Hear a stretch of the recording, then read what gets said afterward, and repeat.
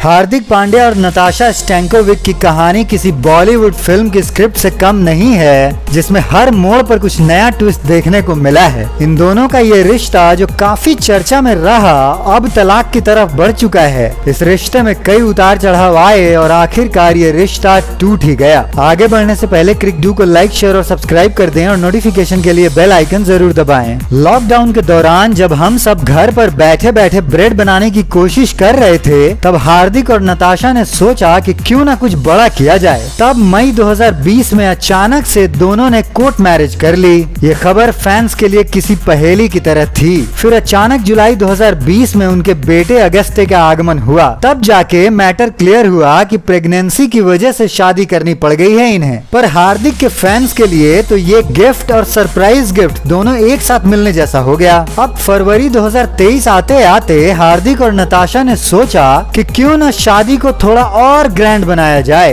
फिर इन दोनों ने उदयपुर में हिंदू और क्रिश्चियन दोनों परंपराओं के साथ धूमधाम से डेस्टिनेशन वेडिंग की।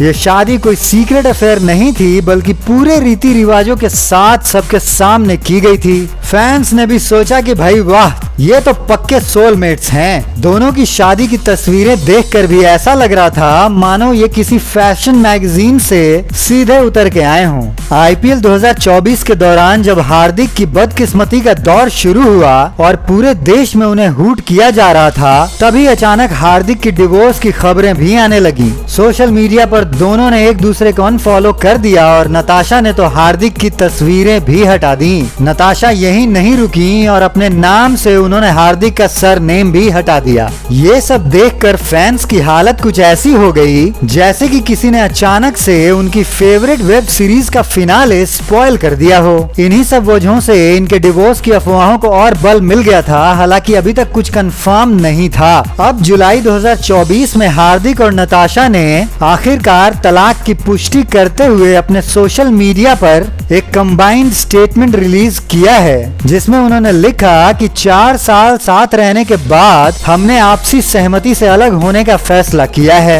हमने अपने रिश्ते को बचाने की पूरी कोशिश की, लेकिन अब आगे बढ़ना ही बेहतर है। अपने बेटे अगस्त की परवरिश हम दोनों मिलकर करेंगे। हालांकि अभी तक तलाक की वजहों का कोई खुलासा नहीं हुआ है और साथ ही ये भी पता नहीं चल पाया है कि संपत्ति का बंटवारा दोनों के बीच कैसे होगा। दोनों अपनी अपनी जिंदगी में आगे बढ़ रहे हैं और बेटे अगस्त की परवरिश को प्राथमिकता दे रहे हैं। फैंस को सिर्फ यही उम्मीद है कि दोनों इस मुश्किल दौर से जल्द उबर जाएं। क्या लगता है आपको, क्या वजह रही होगी इन दोनों के डिवोर्स की? कमेंट में बताएं और इसी तरह की अपडेट्स के लिए बने रहिए क्रिक के साथ।